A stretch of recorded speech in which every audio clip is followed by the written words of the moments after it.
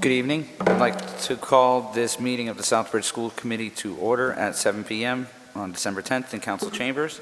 I will go ahead and do a roll call. Carla de la Cruz Davila. Present. Brittany Davison. Present. Kathy LaPriori is excused. Steve Kepinski. Present. John Shaw. Present. And Martina Shea is also excused. We'll go ahead and move on to agenda item number 2, the Pledge of Allegiance.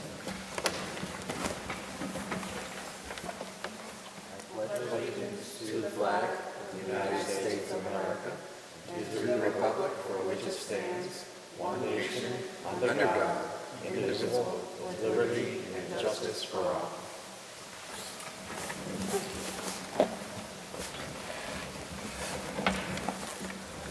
We will go ahead and move on to agenda item number 3, review and approve the minutes from November 12th, 2024 meeting.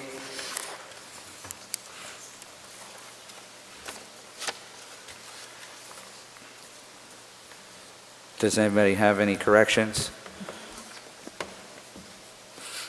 Seeing none, do I have a motion to approve? Motion approved. Do I have a second? All those in favor? Any opposed? It's unanimous of all present. We'll move on to agenda item number 4, Chairman's announcements. The Town Council Chair and Vice Chair, as well as Carla and I, alongside Dr. Villard, met with the Commissioner. Representative John Marcy was also there, and a representative from Senator Fatman's office was also in attendance. The meeting did provide for additional opportunities for the Chair and Vice Chair of the School Committee to work with the current Town Council Chairman and the Town Manager, collaborating in an effort to educate us on parliamentary procedure as well as building an agenda. We will start working on collaboration dates soon. We have a meeting potentially coming up this month with both of them also. The Commissioner was happy to see progress with Phase 1. Though, we all kind of wanted to be further along this path. We are definitely headed in the right track with the MASC training being conducted as a special school committee meeting this coming Saturday for charting the course. We will also be working thereafter. I will be creating an ad hoc norm setting policy subcommittee which will deliberate and bring to the school committee as a whole our norm settings, which are to be adopted as part of the DESE Phase 1 plan. The meeting was eventful. There was a lot of passion in the room for sure. But at the end of the day, we are going to continue to move forward as a school committee in building our capacity, and we are headed in the right direction for sure. We also Carla and I now have regularly scheduled monthly meetings scheduled with Dr. Villar moving forward through the end of the school year. We will continue to develop that working relationship between the school committee and Chair and Vice Chair and the receiver, and collaborating with agenda setting also. And there are many events going on through the high school, one of which that I did want to mention, I just got an email about, is the reindeer candy cane sale that they will be doing up until the 17th. It'll be at lunch. So parents, if you want to let your students go ahead and don't give a candy cane to somebody they care about, give them an extra $1 when they head to school. All the proceeds from that are going to go to activities for the class of 2025. So I would encourage parents to have your students lend an extra $1 for the season, as it'll help the class be able to do more things in their final year in Southbridge Public Schools. And as mentioned earlier, we do have our training coming up on Saturday, December 14th. I am looking forward to everybody being there. That's going to be at the high school in the library. It's going to be starting at, I believe, 8 a.m. and we'll run into the afternoon. This is basically going to give us the basic guidelines of how a school committee is supposed to operate and what our responsibilities and our duties are. And I look forward to continuing to take that as the snowball on top of the mountain and just continue to move us forward through the DESE plan. We'll go ahead and move on to agenda item number 5, the Citizens Forum. Is there any member of the public who would like to speak to the school committee regarding something not on this evening's agenda? Seeing none, we will go ahead and move on to agenda item number 6, the receiver's announcements and presentation. Yep.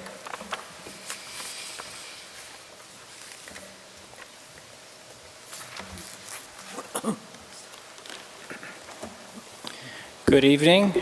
I have a sound check here, so it's a pleasure to be here this evening. I do want to recognize members of my team that are also present this evening. So we have Judy Masonette, Chief of Staff. We have Dr. Kelly Williamson, the Assistant Superintendent for Curriculum Instruction. We have Ms. Gelino, our elementary principal at ERS, and Callie Misch, the Assistant Principal at ERS. And of course, we also have our guest from DESE here with us as well. So to get started, and I don't believe Juan's on the agenda, but I'm glad he came pretty far out to be with us this evening, so that's very much appreciated. This evening, we're going to speak to you about our literacy program in our schools. And often when we talk about literacy, when I talk with people I know outside of education, typically people will say, well, hey, I learned to read without any fancy reading program. So what is this big deal about literacy programs in school? Because there's an awful lot of talk about it across our country. And when you dive into research around successful readers, what we see is that actually about 5 to 10% of us are those folks who might say, hey, I learned pretty easily without any fancy reading program. But there's generally about 35% of students or people learning to read who actually need some pretty significant level of specific, broad instruction, particularly around spelling and writing when it comes to literacy. And then there's a larger chunk of us, 45% or so, who require what we call code-based, systematic, and explicit instruction. Which teaches the letter-sound connection, among other things. And they need that in order to be productive readers. And then finally, there's a segment of our population, about up to 15%, who really need this code-based, systematic, very explicit instruction, and a very intensive, time-intensive, with lots of frequency, lots of repetition, in order to learn to what we call break the code and learn to read. So what this means is for more than half of our population, a code-based, in other words, learning about letter-sound connections and the very specific actions necessary to be a reader, is required for folks to learn to read successfully. And that's a significant portion of our students on any given day. So when we talk about the difficulty, why is learning to read so difficult for basically half of us, and relatively difficult for all of us? And one thing I like to point out to people is that human beings did not evolve to be readers. Reading is not an innate skill of human beings. Speech, in fact, is an innate skill of human beings. We generally all learn to speak, but learning to read requires different, very complex cognitive skills. And so it requires a weaving of those skills psychologically within our minds. And so this slide is a depiction of what we call Scarborough's rope. And it's an attempt to explain what is going on when an individual learns to read. And what you'll see is there's several groups of skills that are woven together. So the first group of skills are related to language comprehension. So that would be background knowledge, knowing about the world, knowing about what references are being made by the language that you're learning to read, vocabulary, critical piece, knowledge about language structures, verbal reasoning skills. So when we make an inference or use a metaphor, that you have the capacity to understand what that's referencing. Then there's literacy knowledge or concepts about print. For example, children learn how to hold a book in the right way and turn the pages in the right direction. That's concepts about print. That's not something you naturally know. You have to be taught that. The second group of skills are related to word recognition. So you have phonological awareness, so syllables, phonemes, or the sounds. Decoding, understanding the alphabetical principle, so the connection between a letter and its sound. We have to explicitly teach that to children. Then there's this sight recognition of words. So you might find, and what we do with young children is have books that have a lot of repetition with the same small words. In those words become what we call sight words. Over time, you'll look at it, you instantaneously know what the word is. You don't have to sound it out. It's part of your mental capacity at that point, your schemata, and therefore you can use that to read. So you take these complex skills, they're all happening at the same time using different parts of our brains, and they're woven together so that you can then begin to comprehend what is stated in whatever words you're trying to read. And again, the complexity of this is you can learn to sound out each word individually. Now you have to put it into a sentence, and you have to understand what that sentence is referring to. And one thing I like to say to folks, this goes way back to my dissertation 25 years ago, but quick, get me a broom, I spilled the coffee. So you think about that for a second. Get me a broom, I spilled the coffee. Well, most of us think of coffee as a hot beverage in a cup. Now, most of us know what a broom is, and a broom is used to push dirt and clean floors.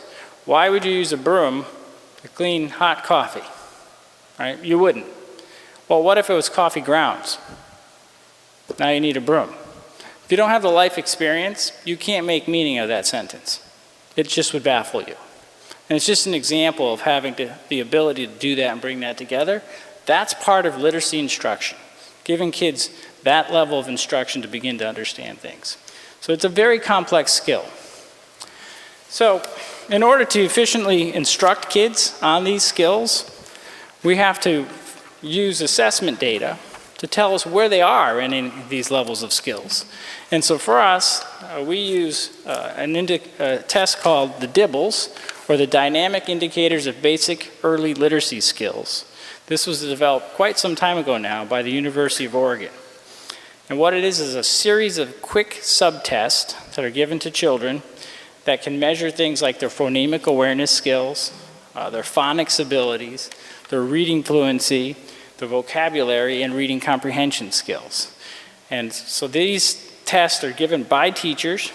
They're fairly quick to administer, and then they give those teachers the information they need to know about where the kids are on those things.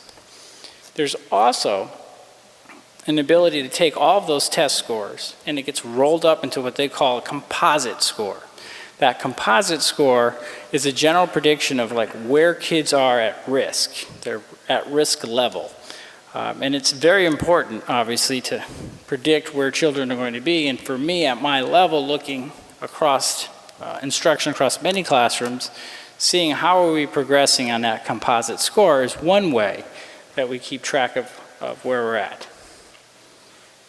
So this slide here will show you our DIBBLES results going back to 2021, so 4 years of testing. And you'll see that there's a fall testing, a winter testing, and a spring testing. So we do it 3 times a year.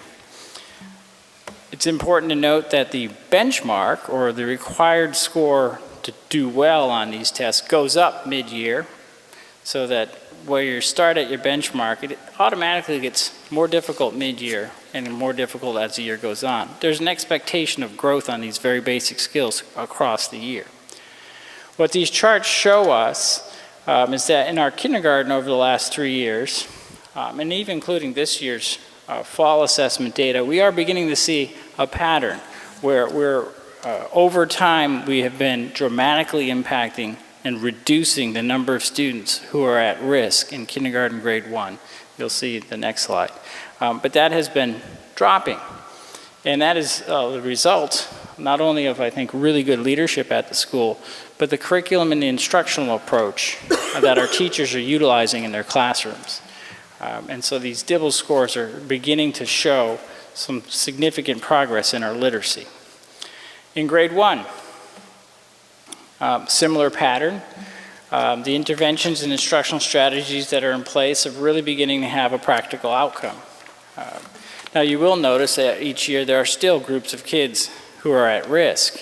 And we obviously have special programming. There are students who will qualify for special education services and may need assistance and specific assistance to be successful readers. I unfortunately will tell you there will be children who will go through 12 years of school and always struggle with reading, and we will always struggle to find ways to help them be successful. Obviously, you want to limit that. I'd love to have 100% of all students always being super successful, but data sets across our country don't show that as a typical outcome, unfortunately. But we do work with a particular partner. You probably see their name on the top corner of these slides. It's Hill for Literacy. And they are a Massachusetts-based literacy group that has a great deal of expertise in literacy. We have had them and their consultants attached, essentially supporting our schools for a number of years now. And it is starting to bear fruit for us. Did that move? I did jump ahead one, I think. So the slide here you're seeing is grade 2. Again, there's a pattern of the scores for at-risk dropping, which is very encouraging. We have added to assist our students what we call a walk-to-read model, and you'll hear more about this from our practitioners here today. We also have interventionists assigned to our schools, and particularly at ERS, where we've really made sure that we've put 4 reading positions into that school to support, because what the science tells us is really you have to about grade 3 to have a child become a successful reader. After grade 3, it's a real uphill slog to improve reading performance for children. It is a critical grade level. And that's where you'll see for us as we move to grade 3, students at risk are likely to continue to struggle throughout their 12 years of school and then later on. What we see here in this cohort of students, they were in first grade when the pandemic struck, and this is a group of children who we have been trying to help impact and close the gaps for since, and their results are obviously not nearly as encouraging as what we've seen in our kindergarten, first grade, and second grade. And again, we've added interventionists. We have changed our intervention programs. We've brought in some different programs that you will hear, but this is likely a pattern that will persist as we try to close gaps. Historically at our middle school, about half of our 6th grade group of children coming in are below grade level. And so trying to close that gap, ideally, the reason our resources go to pre-K1, or excuse me, pre-K1 at ERS, is because that's the best shot at giving these kids a really solid foundation and, in the long run, positively impacting kids in 6th grade, for example. The idea is you have far fewer going into that grade level behind. Again, the data showing in grade 4, these students were our kindergartners and certainly continue to struggle. We have to find ways to try to close those gaps, and it's the personalized instruction that gives each child a great opportunity. And that's also important to note. We're talking about groups of students here. So when I say if you're not reading on grade level at grade 3, it's going to be difficult for 12 years, that doesn't apply to everybody. Like, there are individuals who find success. There are different approaches. It's in large data sets that tell us that information. Finally, grade 5, it's a similar pattern.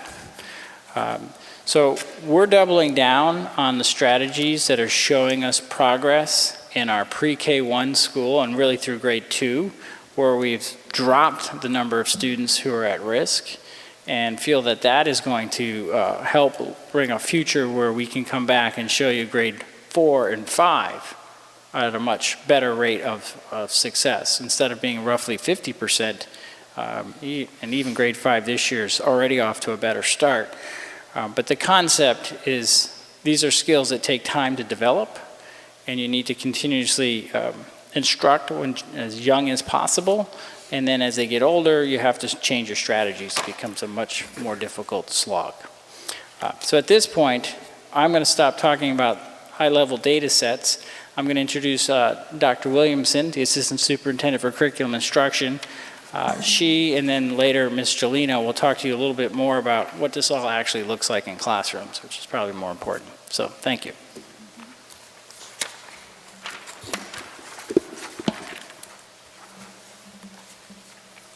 Good evening, everyone. It's good to see you all. I think any presentation on literacy here in Southbridge has to start with an overview of the work that we have done and continue to do with Hill for Literacy.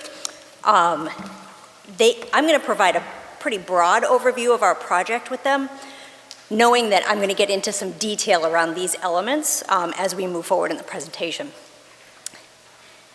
Their expertise guides us in developing a literacy action plan every year, and we use that action plan to drive the work that we do to make progress in these areas.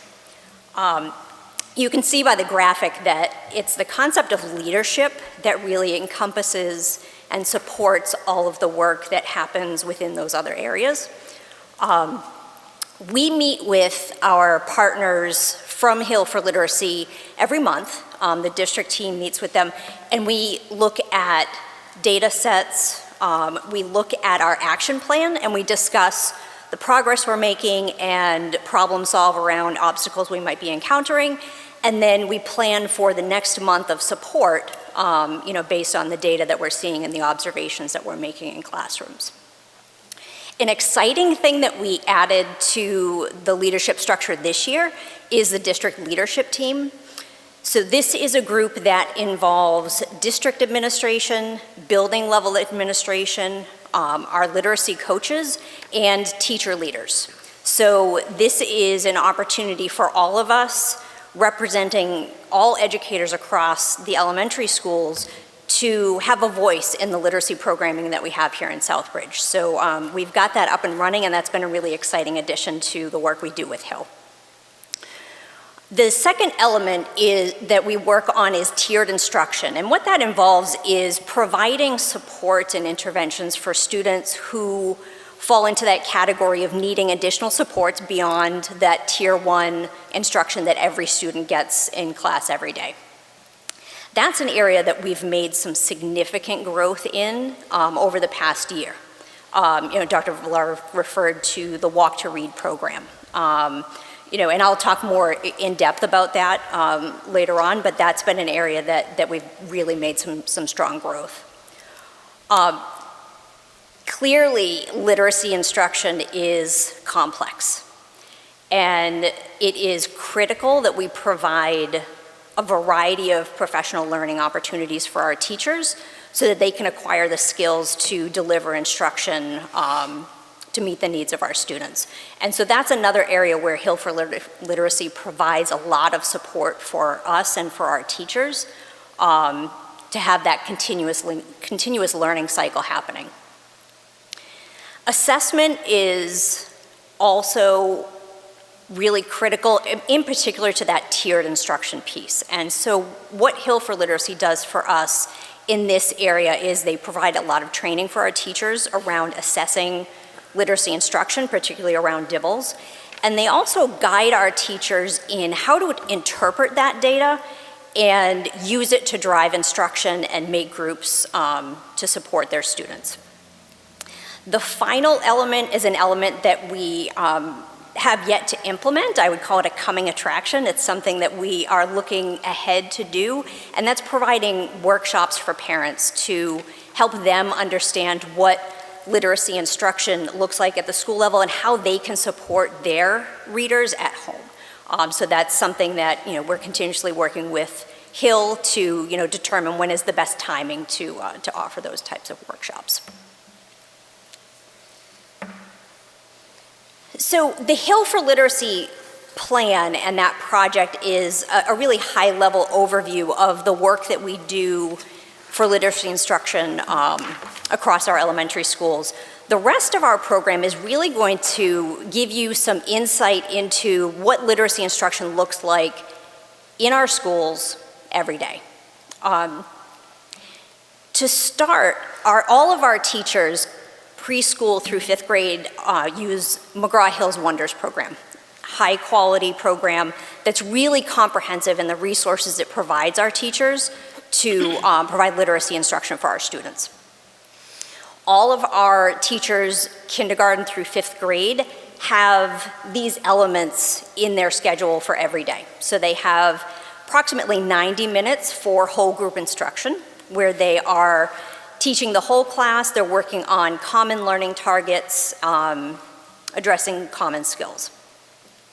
They also have a 45-minute small group instruction block, And that gives a teacher an opportunity to work with small groups of students, 5 or 6 students at a time, to address skills that that group of students need to work on. And it's also a really good opportunity for students to receive a high degree of feedback from the teacher, so the teacher will hear the child reading, able to make corrections right in that moment, and also assess the student's skills. You know, when you're working with a student in a small group and you're hearing them read and you're watching them write, you get a lot of insight into what that student is able to do and what you can do as a teacher to bring them to the next level. So they have that 45-minute small group instruction block. And then they also have a 30-minute intervention block, and this is for the 2 to 5 schools what we call a walk to read block that I'll also go into more detail around. But at this point, I would like to introduce Ms. Gelino to come and give you a window into what these elements of literacy instruction look like at Eastford Road School.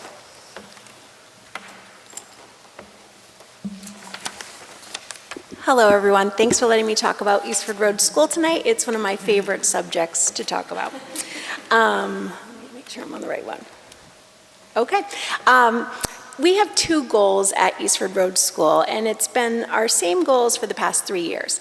And our goals are joy and urgency. And so first I want to talk about joy. So we truly believe and take our job seriously that we're the start to children in Southbridge education. So we want them to have a great start at school. We want them to be happy to come to school. We want our teachers to be happy to be at school every day with them. We want our families to be happy walking in the door. So we do a lot of activities to get to create joyful experiences for all of our students. We're a pre-K to 1 school. I mean, I say blessed to our staff, but I feel very blessed to work there. It's pre-K to 1. We have the greatest kids for 3 years of their life and giving them a start in school. One of our goals is also to be welcoming, warm, and fun. We have many different activities and traditions that we've started so that our students want to come to school every day. And we want them to start with the love of reading. And so in this picture, you can see an event that we do 2 times a year. It's called Bookapalooza. And so we have many, many books at our school. And so we believe that we have to get books in our students' hands as early and as often as possible. So you can see some first grade students right here. They went book shopping before our Thanksgiving break to take home about 8 to 10 books each. So that way they could bring them home, read them. There's a little letter that went with it from our reading teachers about ways to, for families to work with their students. And again, we want them to love reading, but we also feel that our job is to bring urgency to getting our students to read. Our second goal is urgency, and we know that we need to get our students started reading as best as they can, because if they're kind of in urgent need while they're at our school, it's very hard to close that gap. As you can see with Dr. Villar's graphs, it's hard to get out of the red. So we want to have as few students testing in the red when they leave our school as possible. We also, unfortunately, some of our students are only with us for K in first grade, and that's only 360 days of school. So we don't want to waste a single moment of those days. We want to work with them. We want to maximize all of our students' time in school, so that way we can have our students leaving as close to grade level as possible. Our whole group instruction is just kind of like what Dr. Williamson was talking about. We have 90-minute blocks for literacy. We do vocabulary instruction. We do a shared read, which works on comprehension and getting students some knowledge about different things in the world and working on their comprehension, so that way when they are reading, they can understand what they're reading, or if a teacher's reading to them, they can understand what the teacher is talking about. We do phonemic awareness, and we do ECRI. And ECRI is something that was brought in, I think, about 2 years ago, and I just put a slide of what ECRI looks like. And so ECRI is about a 20-minute instructional block each day, and it's done whole group, and we also use it as a reteaching for our Tier 2 instruction. But it talks, it gets our students doing letters, sounds, sight words, really chorally. So it's an engaging 20-minute session where students are given many opportunities to respond to the teacher and to practice those skills. And there was a study, I can't remember, but ECRI gives you so many repeated opportunities to practice the skills. That's why it works for our students, because it's not they're just seeing the letter A and they're hearing ah one time. It's repeated opportunities for practice. So that's why it's so successful. We do have small instruction at Eastford Road as well, and I absolutely love this picture of one of our reading teachers, Mrs. Trahan, an excellent educator who is a classroom teacher and is now one of our reading teachers, working with small groups of students.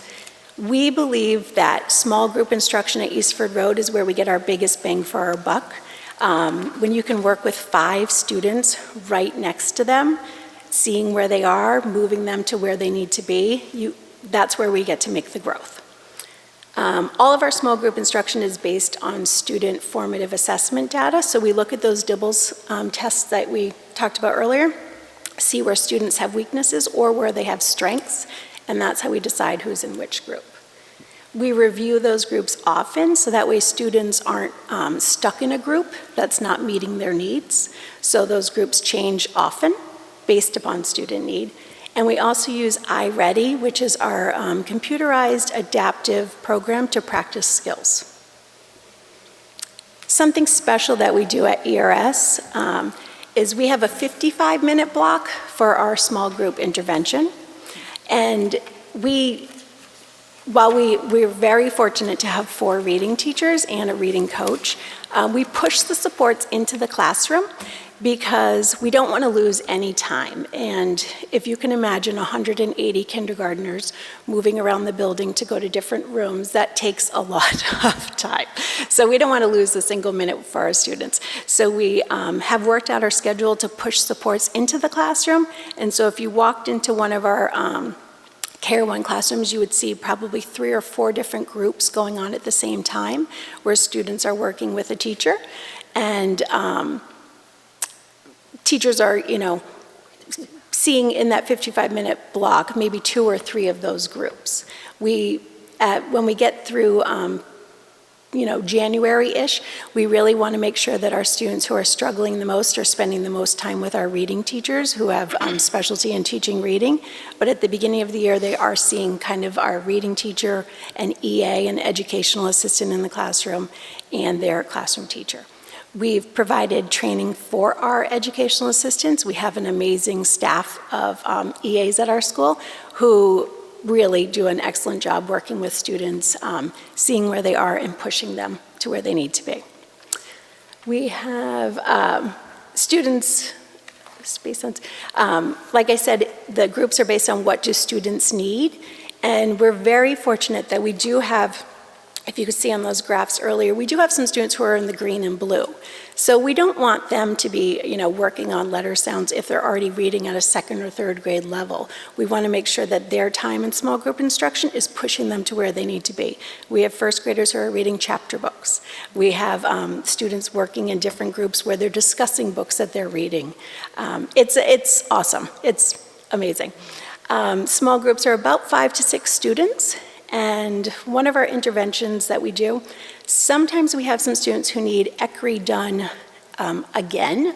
So while they do it as a whole group with 23 students in the classroom, a reading teacher may take a group of 5 and go through the skills a little bit slower as another repeated opportunity for practice for them.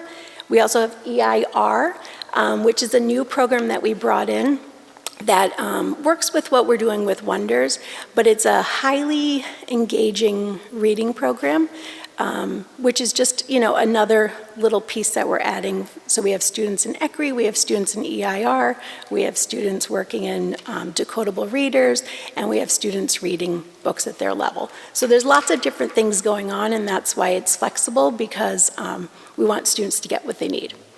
And again, we want to make sure that all students are spending a lot of time in texts and getting books into all students' hands as often as possible.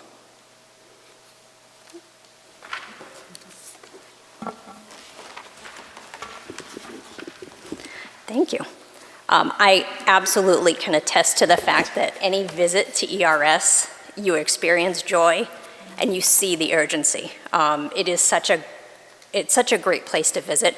One of my favorite things to do when we're walking around is to ask one of the students who's reading to read aloud to me. And they are so proud to do that. It really is. It's great. The work happening there is fantastic. Moving into what intervention looks like at our 2 to 5 schools, it looks a little bit different because students that are a little bit older, you can move them easier. So you can line them up and you can get them to a place much faster than you can, say, a 4-year-old. And so that just gives us additional opportunities to tailor instruction. So at our 2 to 5 schools, just like at ERS, we start with student formative assessment. So we collect data and we form small groups. And this is another area, as I mentioned, that Hill provides a lot of support for our teachers. They help us understand the data that they're seeing and create groups to meet the needs of their students. The difference at our 2 to 5 schools is that we group students across an entire grade level, and this is what we call the walk to read model. So imagine that you've got all of the students at grade 3 at Charlton Street. We look at all of their assessment scores, and we're able to put them in small groups, in groups that are really aligned to the skill that they need. We then are able to identify an instructor, a location, and the most appropriate intervention for that group. And then for approximately 6 to 8 weeks, depending on what the data looks like, they participate in these walk to read groups. So for this 30-minute time, they go with their instructor and they participate in this instruction. If you were to walk through one of those schools during a walk to read block, you would see some students participating in ECRI. Like Ms. Gelino said, some students just need an additional exposure to ECRI that's done maybe a little bit slower, gives them additional opportunities for practice and feedback, and so we have some groups that are doing that. Early interventions in reading is another foundational skills program. Sometimes kids aren't responding to ECRI, and so this is one of the newer interventions that we brought in over the last year. So when we were looking at developing this model, Hill for Literacy gave us a lot of guidance around selecting evidence-based resources that would align with the Wonders curriculum. And so early interventions in reading is one of those. So you would see those two. You might see corrective reading. Corrective reading also addresses those foundational skills. Like, so when Dr. Villar is talking about kids that need support in decoding, corrective reading provides that decoding instruction, but it's geared toward older kids. So the interests, they consider the interests of older kids to make sure that it's developmentally appropriate. And then at every grade level, we have enrichment groups. So for our students who are reading at or above grade level, they are working on things like comprehension, vocabulary, fluency. One thing that you might see is, a lot of these groups run literature circles, so we have small groups of students reading the same book, and they talk about the book together and guided by the teacher. And it just makes sure that those students that we have that are on grade level, that we continue to push their skill and their development. So again, calling attention to how complicated reading instruction is.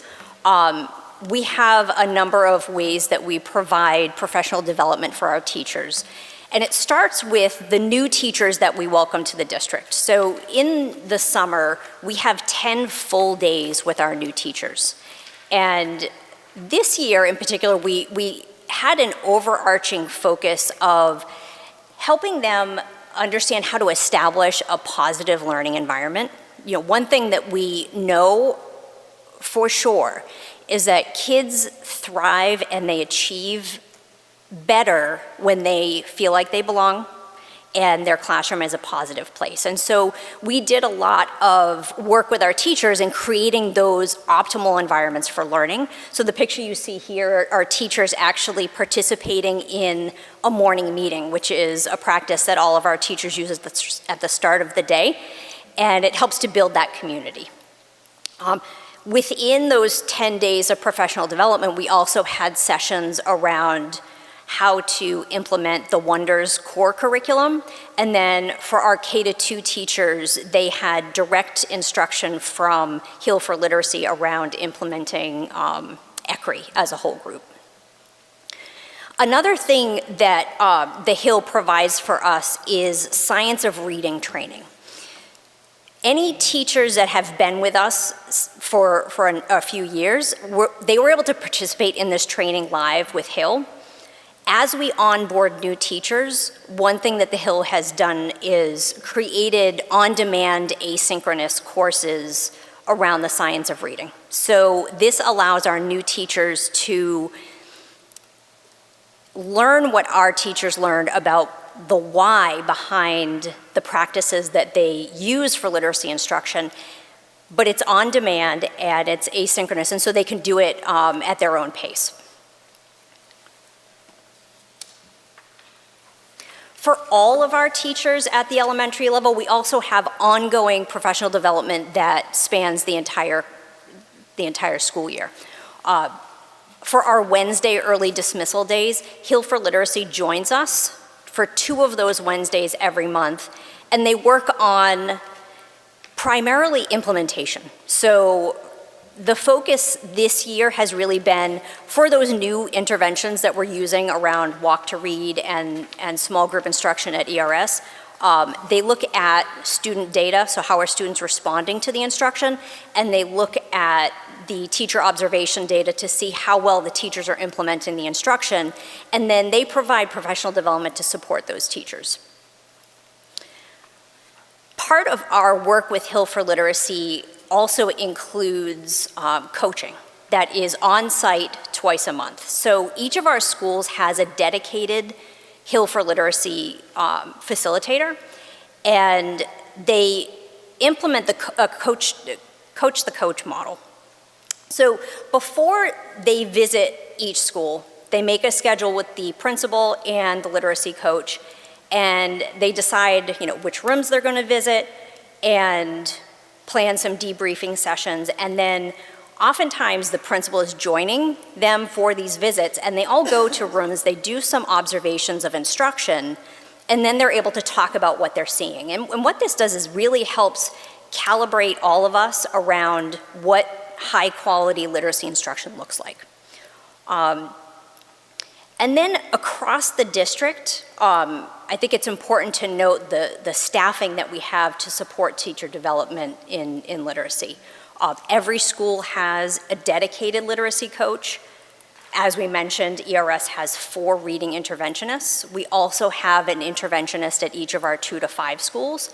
And then we have 2 district-based coaches who are not tied to one particular school, but are available to provide additional supports as needed.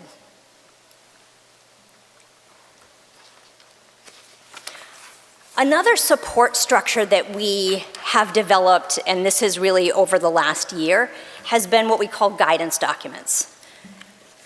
Wonders is a comprehensive literacy program, and it provides a lot of variety and options for teachers to use in order to address the learning targets for each unit.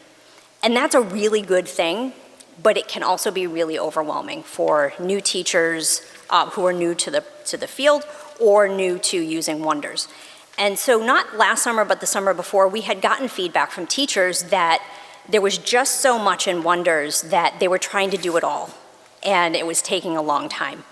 And so last September, we took a week out of the year, and we gathered together our literacy coaches, some members of our curriculum team, our reading interventionists, and we created these guidance documents. So they went through every unit and day by day selected the most critical features of Wonders. So what they all have is a document like this that shows them on day 1 of this unit, these are the things that I'm working on. This activity and this support structure for our teachers made a significant impact on pacing over the last year. And these are working documents. So after teachers implement the units based on these guidance documents, we get feedback from them. How did it go? What worked? What didn't work? A good example is, one of the pieces of feedback we got from teachers last year was that they felt like the writing as prescribed was a little too choppy.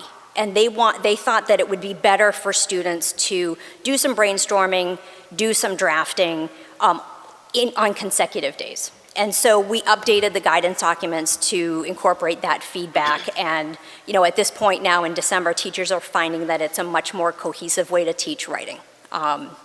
So we have those supports for teachers. Another support that exists for our teachers is opportunities for them to collaborate with their colleagues around planning and preparing for instruction.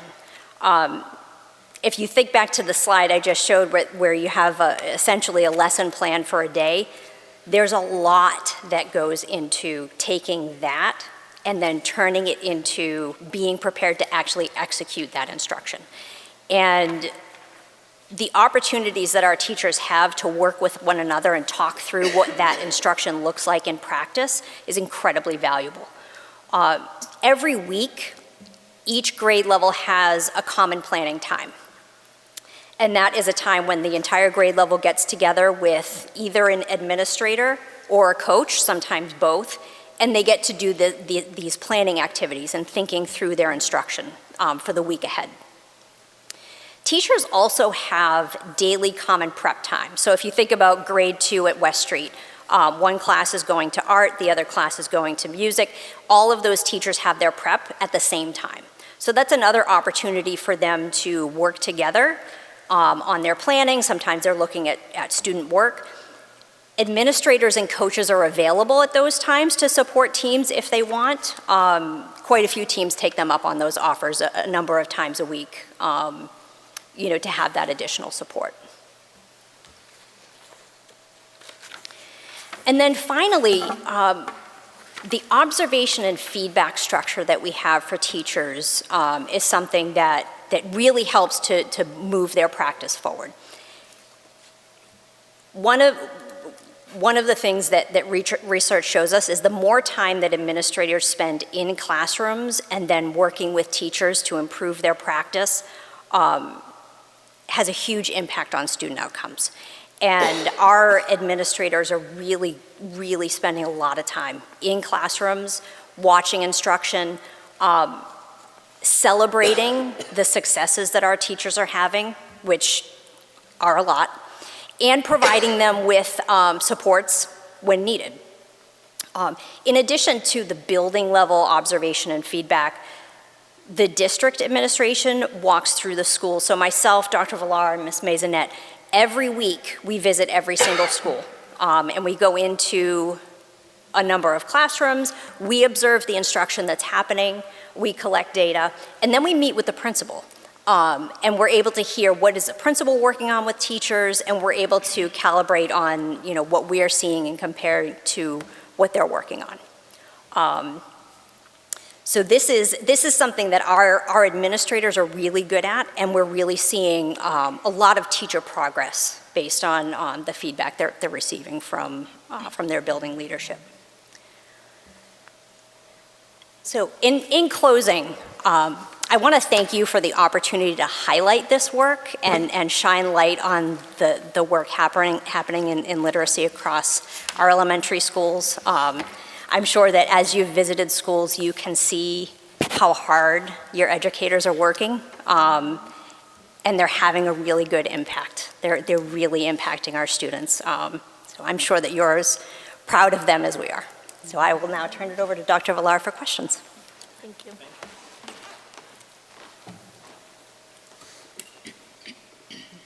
I have a question. Sure. It's kind of a two-part question.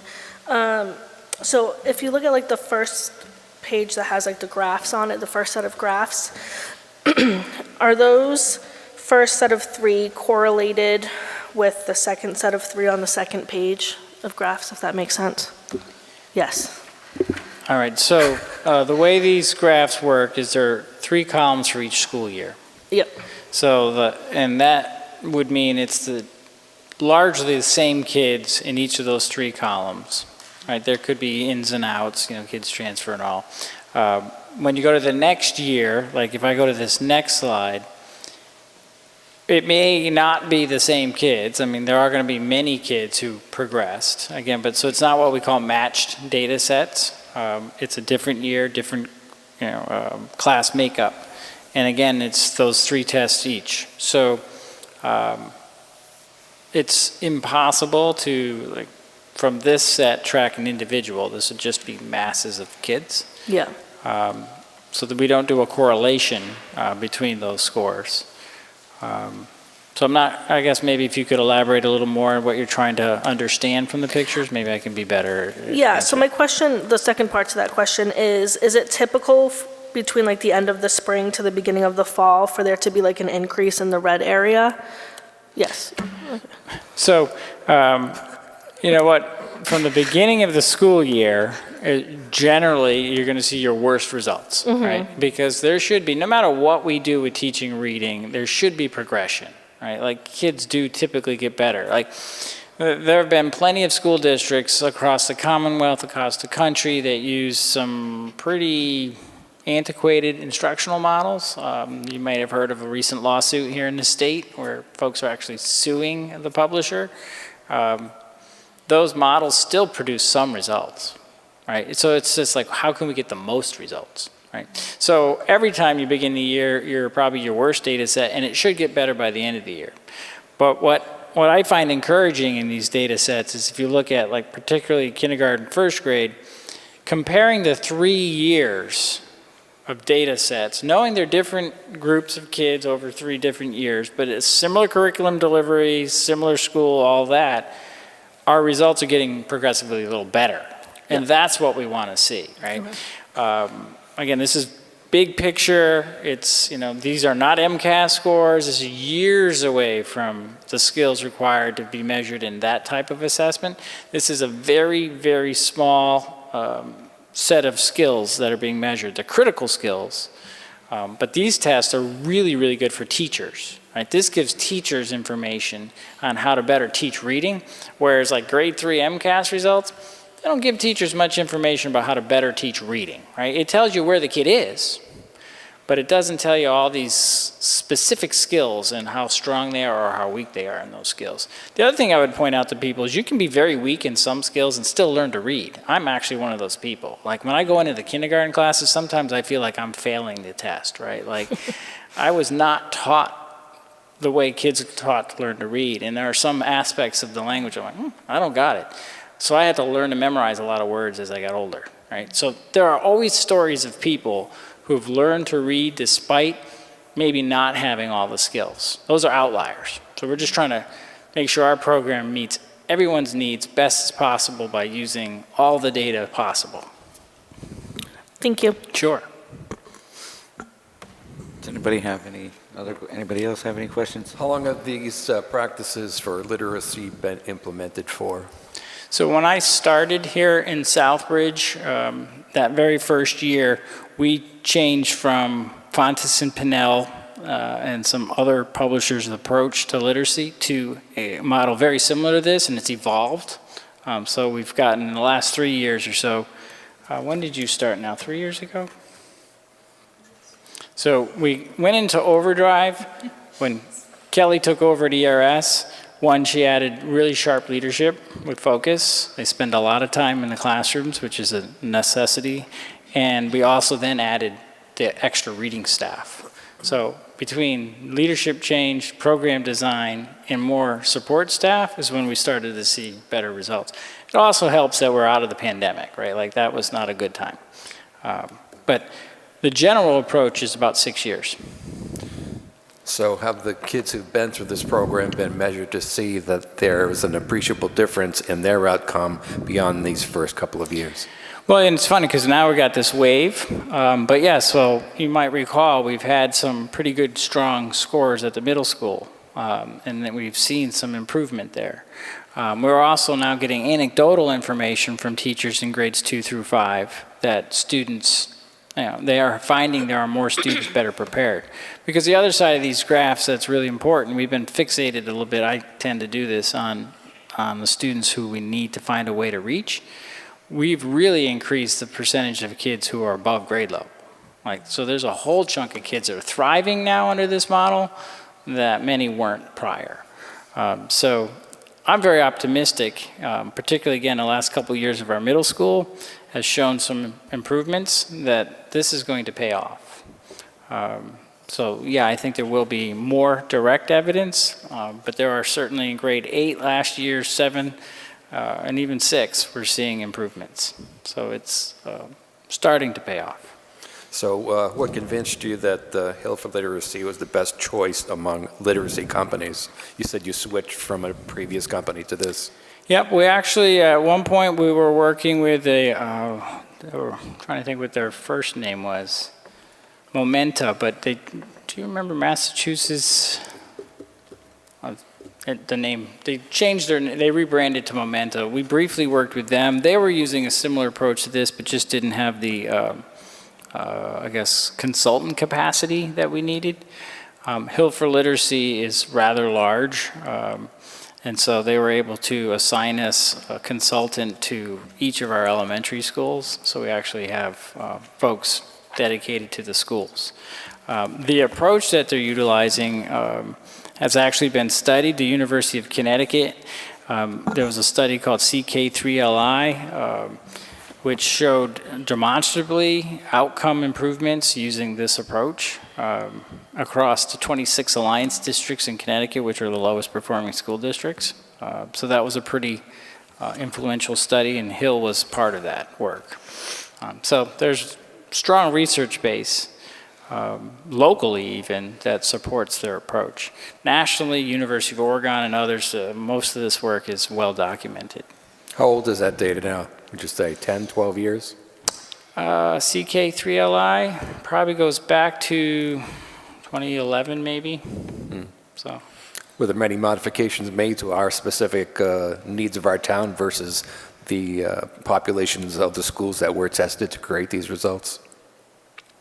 No, I mean, at the end of the day, the skill sets that are being measured, the instructional approaches that are being utilized are items that have been looked at through much larger databases nationally and across New England. So, the data hold. For you to pull studies, there's much more support for this approach of literacy instruction. Direct phonics instruction, for example, that's one of the pieces that will garner attention when people talk about reading wars from years past. There's a lot of supportive evidence that is very helpful for students to learn to read, and absent of that, becomes very difficult for students to learn to read. Again, my very first slide there, some people will without it, but not many. Have you noticed, are there any, you said the beginning is usually the worst, obviously. I'm sure you've tracked year by year, has the initial testing of kids just coming in, have their results gotten worse or better prior to being instructed at all? So coming from their homes, are they less prepared, more prepared, equally prepared? Have you seen a change there? So if you look at this graph, this going back to just 2021, Right. that first column, Yeah. right, is how they entered that year. Right. And then if you go to the fourth column, it's how they entered that next year. And the next you'll see. And so there are fluctuations. Well, I'm just saying that the beginning of each year, not the progression once they're in, but for whatever given year, 2020, that first fall implementation, that red zone, whatever you're calling it, right there, from year to year, each fall in the beginning of the year, have you seen much variation there? Again, even on this slide, it varies. Yeah. Typically in Southbridge, there's a large percentage, 3/4 or more of the students, if not 80%, who are well below when they start. And then it's, us chipping away at that. So if we were to look at these data from a different demographic, you certainly can see different starting points. that again, that's a trend across the country. This is probably far beyond what we're here for, but is there anything in place that prepares new parents to instruct them on how to prepare their children for pre-K? Any instruction there? They're looking to get a jump on educating their children.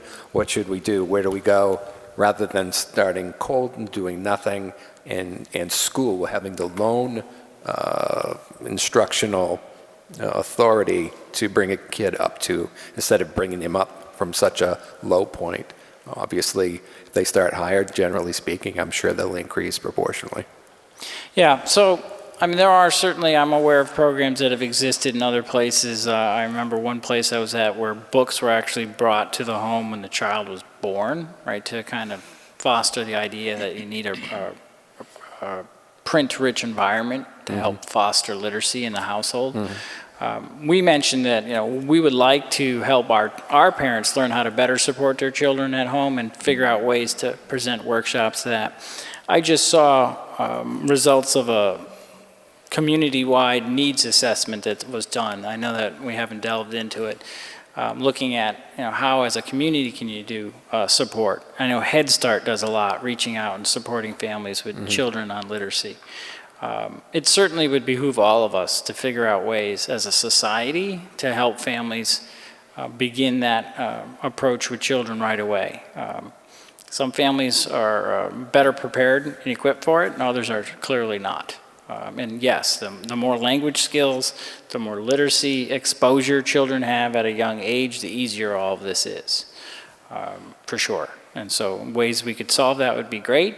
I mean, honestly, in my piece of this pie, pre-K for only a small number of kids, and in kindergarten, first grade, we got our hands pretty full, right? There's a lot of work there. Oh, yeah. But it would behoove all of us to figure out a way to get into, you know, birth with families and support them on that growth. Okay. Yeah. Does anybody else have any questions? I have another question. Sure. This is related to what Dr. Williamson was saying about like the literacy action plan for the parent workshops.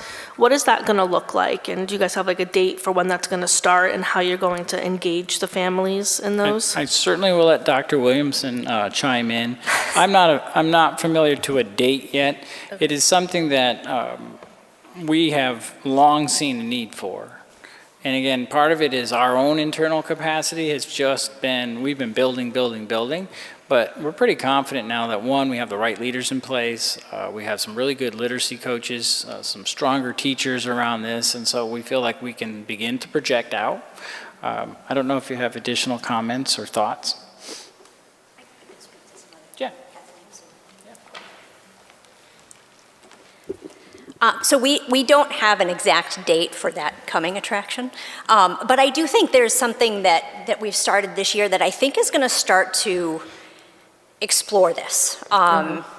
Kathleen Ketterett is our Director of Community Partnerships, and one of her focus areas is early literacy and working with our preschool teachers. And what she's done is she's identified all of the preschools and home daycares in Southbridge that serve our students, and she's started having monthly meetings with them where she welcomes them to ERS, and she's starting to support them in what they do with the students that they care for in Southbridge. And so at her last meeting, she was modeling an interactive read aloud. She's got plans to help them, you know, make some little kits that they can use with the children that they have. And so I think that, you know, that work, I think, is going to start to get us more into the community. But like Dr. Villar said, you know, our focus is the schools and what we're doing in the schools, but with definitely a view to, you know, to support families as best we can. Thank you. Does anybody else have any questions? So I've got a few myself. We talk about leadership and consistency, especially at the elementary level. For years, I'm saying K through 5 is the foundation to building a child's education, especially when you talk about mathematics and literacy, especially.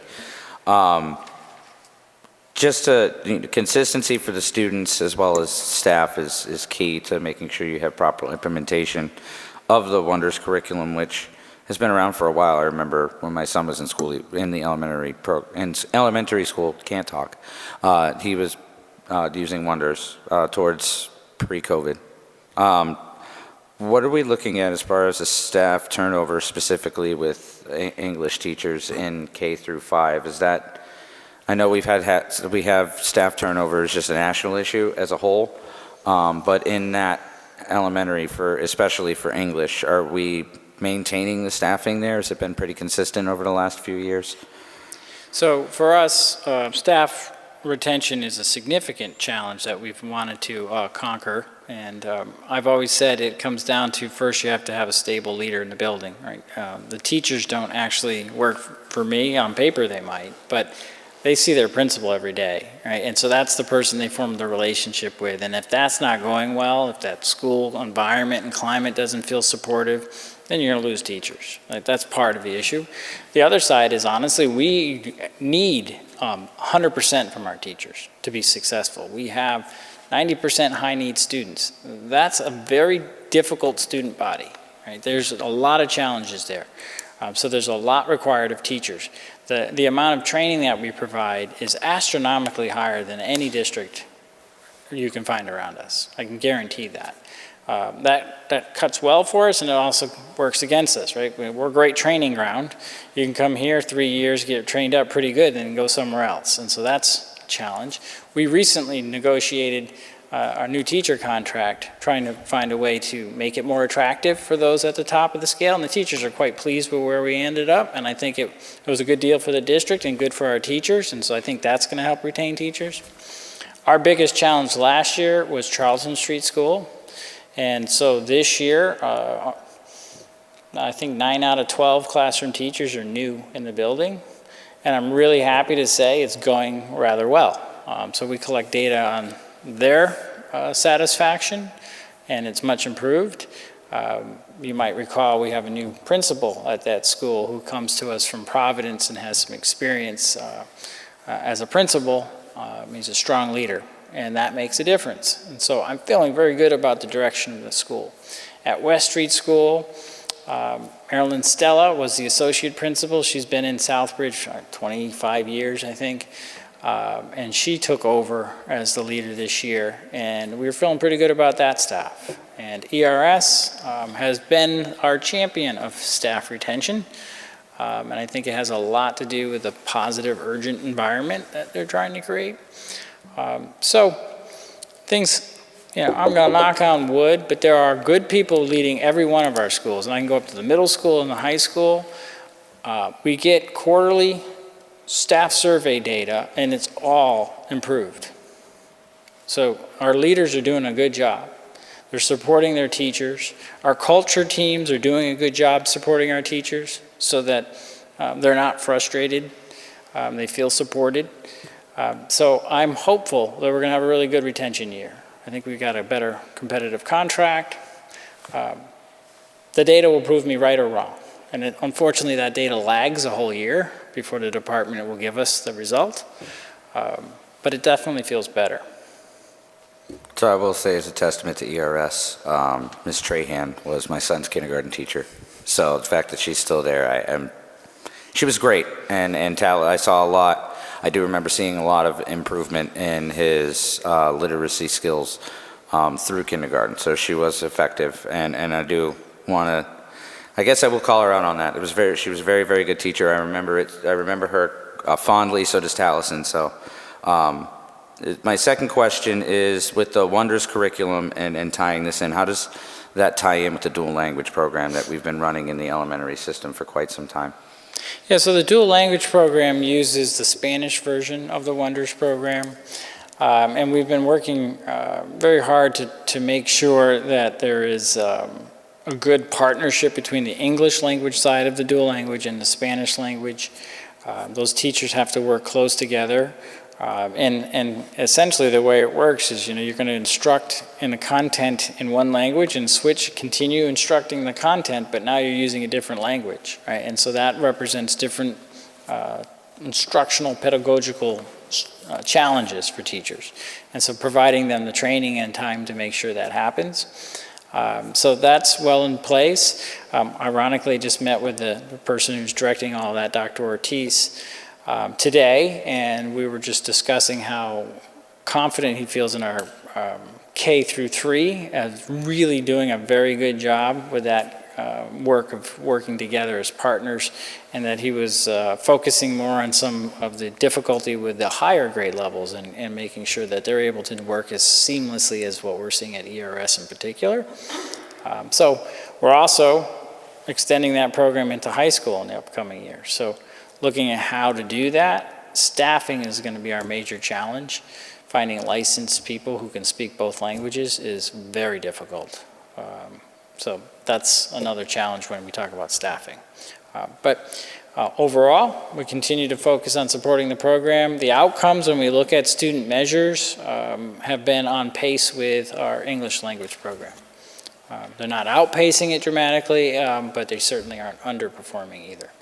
Does Hill for Literacy, given that we're using the same curriculum pretty much translated, is Hill for Literacy also involved in some of the support potentially for the Spanish side of the dual language program also? Actually, we're really pleased because one of their consultants joined us. Her name's Kate, who was involved in dual language programming in the past. She actually has practical experience. And yes, we have a separate contract having them work with our dual language staff as well.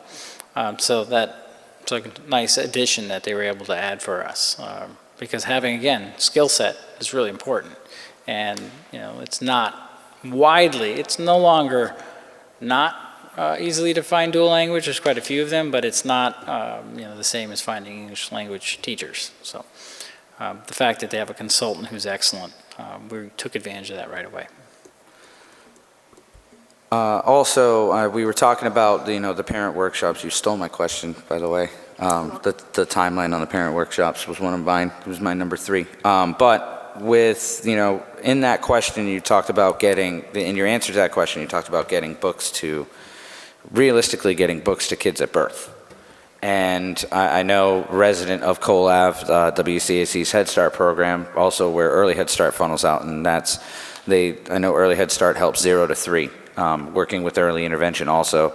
Have you reached out to WCAC on a potential effort to work with early intervention and early Head Start to try to get books to parents earlier? I mean, given that I think a collaborative effort, especially, I know when my son was in Head Start, they worked collaboratively with ERS to help get his IEP situated that he needed moving forward into kindergarten. But has there been a thought about a potential collaborative effort to get those books that early, and maybe even with some of the pre-K kids also? So where we're at is by having Kathleen Cotterat in that role, working with the community, was to start that conversation. If I had a time machine, I wasn't here when receivership started, but if I were here at the part where I say, hey, we need to create our turnaround plan, one area that I would ask people to focus on is preschool. Like, that's another, if you look at research, preschool is very strongly associated with very much improved outcomes later in life. Right? There's actually been, longitudinal studies that show this. We expanded this year our preschool offerings, but we only have 3 classrooms, right? So that's 6 sections. Head Start handles the bulk of preschool in the town.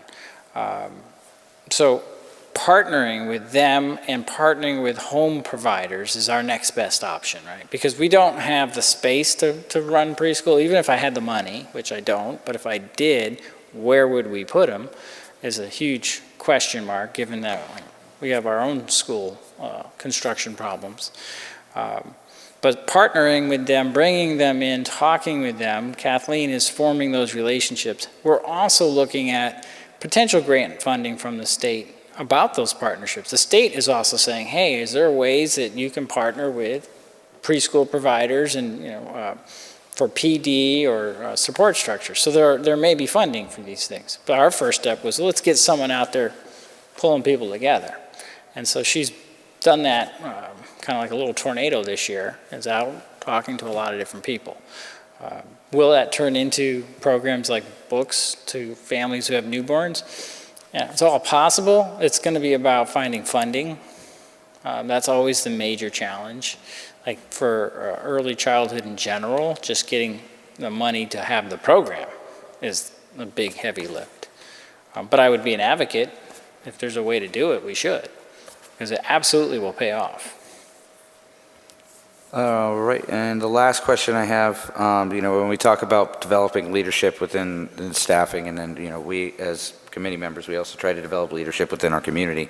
I remember growing up, I volunteered to go, they had a program where going like once every 2 weeks out to the elementary school in the district, and we would work with kids and we would read with them and, not educate, but engage.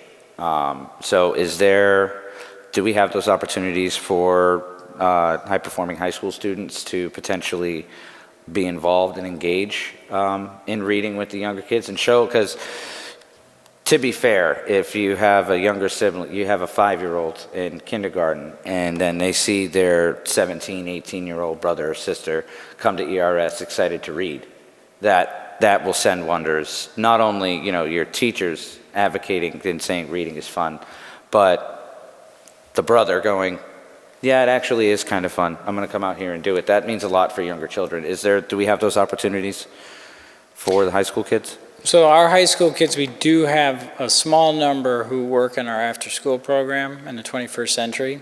And so I'm not sure the number. Do you guys know? I think it's like 10 maybe, 10 high school students.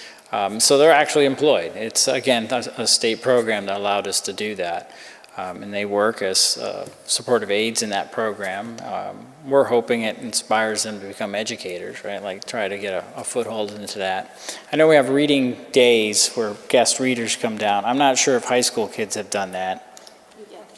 Oh, there you go. We got some high school kids have participated in the guest reading days. Having a high school elementary or literacy instructional club would be great, like something for future teachers type of approach, because we have this massive shortage.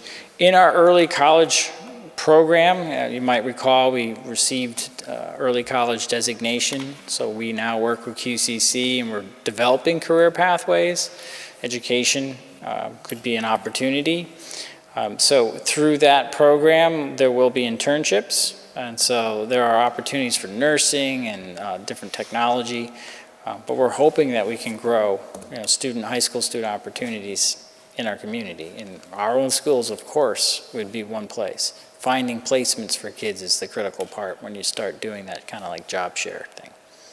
And, sorry, I lied, that wasn't my last question. My last question, do we have a Future Educators of America Club in Southbridge Public Schools? No. Okay. Does anybody else have any further questions? I want to thank you and your team for putting this together. I'm very familiar with Dibbles over the years, so this is all, we've gotten a lot of these, but if anybody has any questions or needs a little bit of an explanation, maybe to potentially interpret more of the data, just don't hesitate to reach out. And again, I thank you very much. It was well put together and pretty straightforward, and it's good to see that we are seeing student outcomes improve. Maybe not necessarily meet where we need to be, but at least, a step in the right direction is still a step in the right direction. So thank you very much. Our pleasure. Thank you.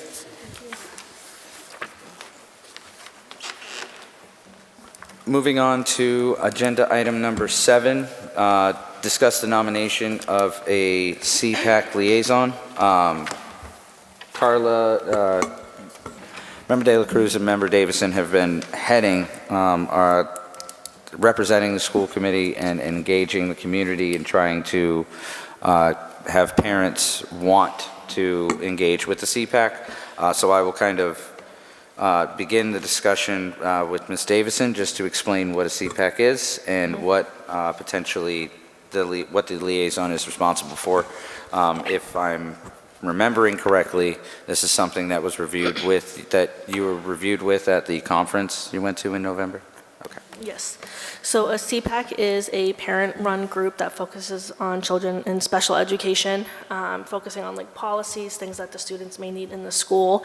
So ideally, they would, come to the school committee, make recommendations. In this case, we're under receivership, so talking with Dr. Villar and Karen, who is the special education director. And liaison is a person from the school committee who would go to their meetings, hear what they have to say, bring it back to the school committee at large. But they would also have the chair or vice chair of the CPAC would come and do presentations to the school committee as needed. So the liaison is really just like a middle person to kind of help provide the information to the rest of the school committee. Okay, and I understand that there's more parent engagement, but has the parent side of the CPAC, has this officially started yet, or are we still, I know that there have been several meetings in the last few months. You're more up to date. So have they elected their chair and vice chair yet, or are they still setting that up for a future meeting? So that's still in process. They did have their first official meeting last Thursday, which Carla and I did attend to, where they kind of just reviewed the roles and responsibilities of a CPAC for those who didn't attend the training with Leslie. Talked about a next meeting, which would be in January. So they're hoping to gather more parents involved before they begin to start setting up that process. I know Karen will be at that next meeting and had reached out to the parent as well. So it's in process. Okay, I am nowhere near an expert on CPACs. So I'm going to defer to these two if members have any questions for what this would entail.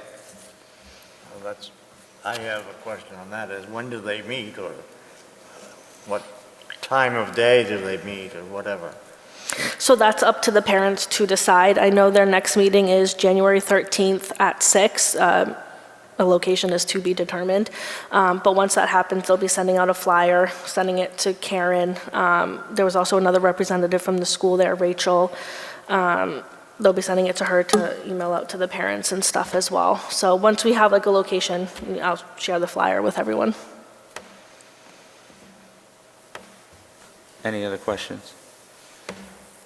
And just to confirm for the public, so a CPAC, the school committee CPAC liaison would have no bearing on how the CPAC truly functions. This is all parent-run alongside each other and working as a community, correct? Correct. Would that be the best? All right. It's an advisory committee. Okay.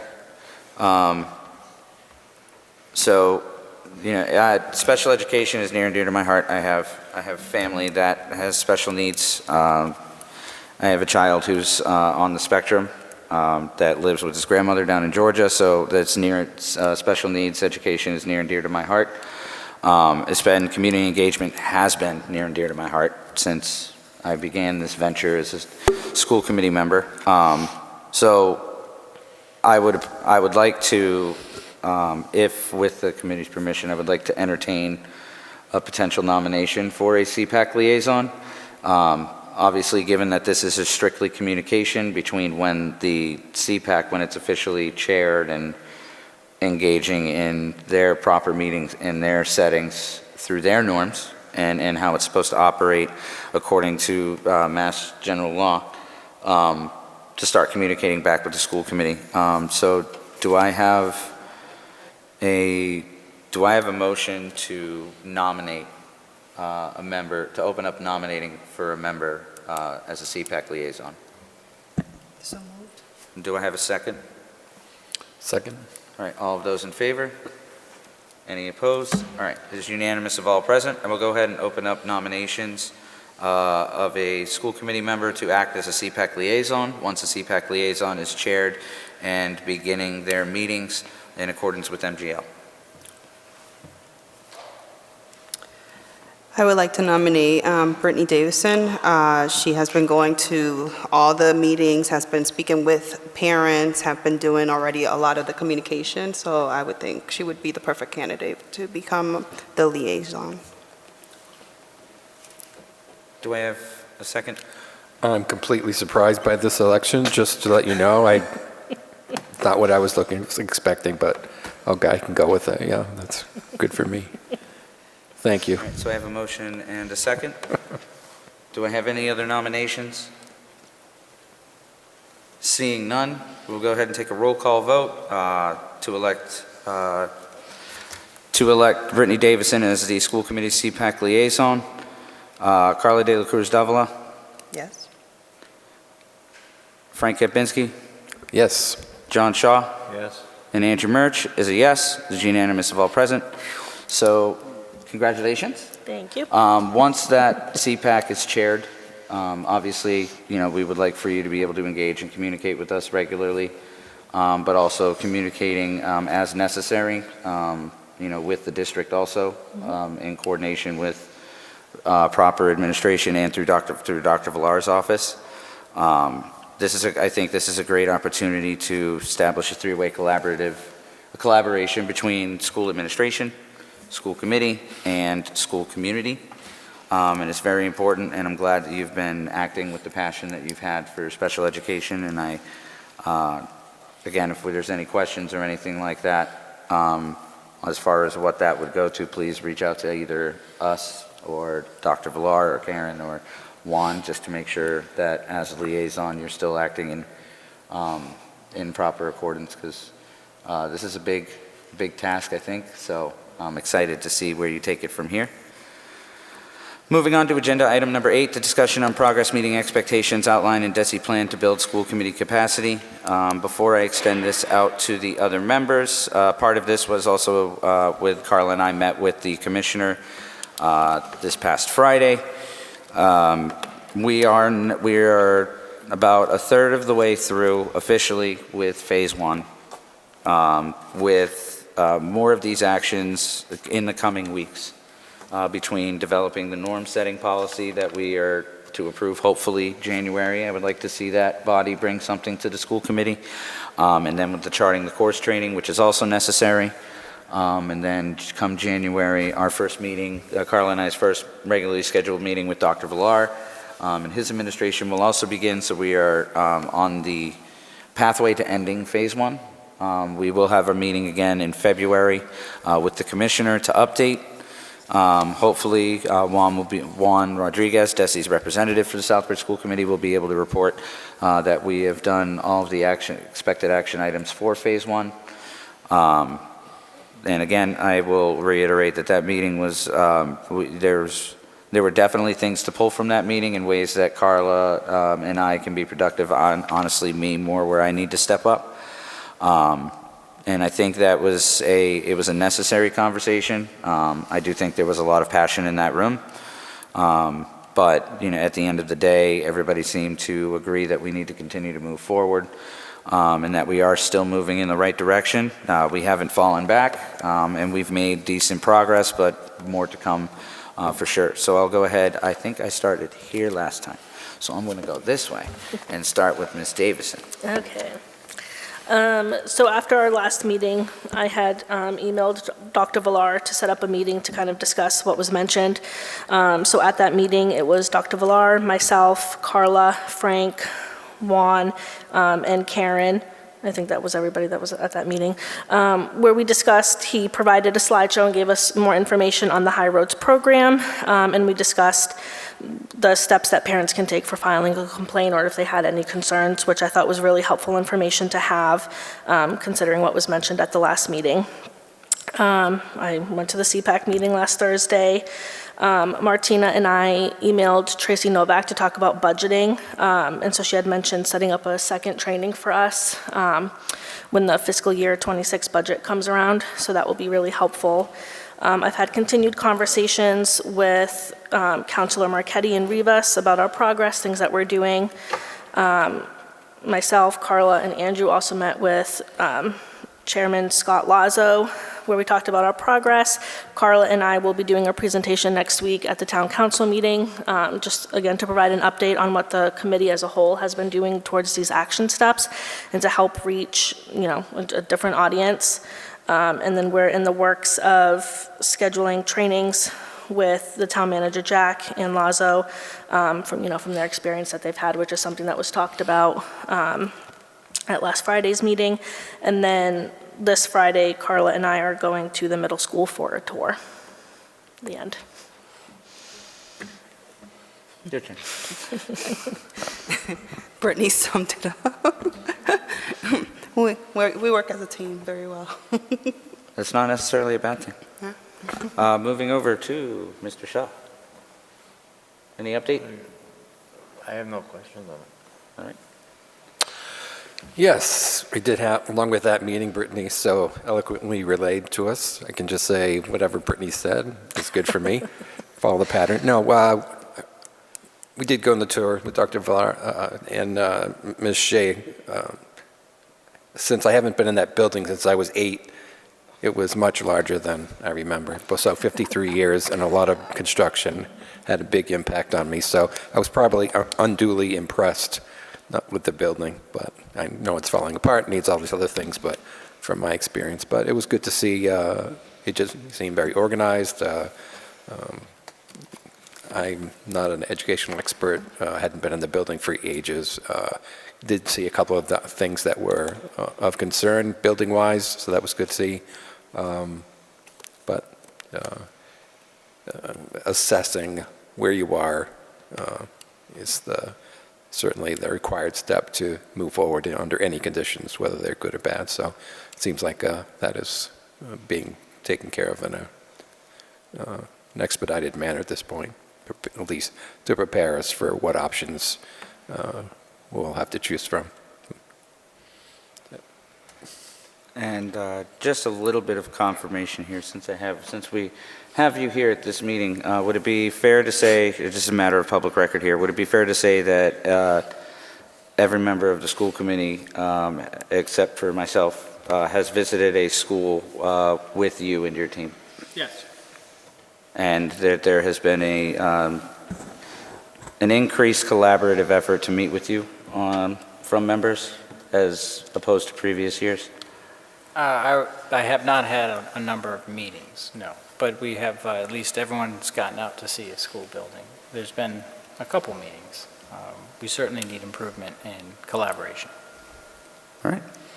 I think I do appreciate, again, I think I've said this every month, but I'm going to keep reiterating it until I'm blue in the face. I see getting boots on the ground and visiting schools is probably the most important thing that as members we can do. I have been to the high school, not necessarily with Dr. Villar, but my son is a sophomore. So I have engaged with, parent-teacher conference and getting an update on where my son's performance is, which I could say as a parent, it's a testament to the high school staff. My son was part of the 149 student ice cream social for gaining 3+ years in grade level improvement in both math and in reading.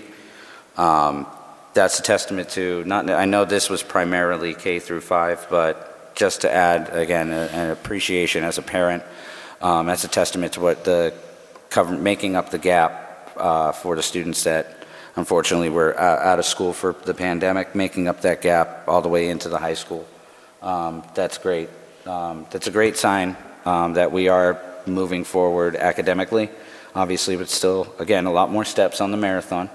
But seeing that there were 150 high school students that increased 3+ years in their grade in English and in math is extremely impressive, and it's not a common sight in any district, not to go that far.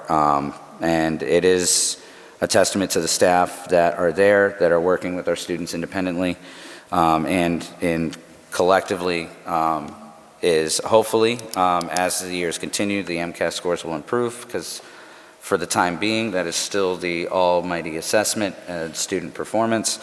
But again, I just wanted to ensure that that progress that has been made at the middle school and the high school has been, was recognized, and that I see that from a personal level also.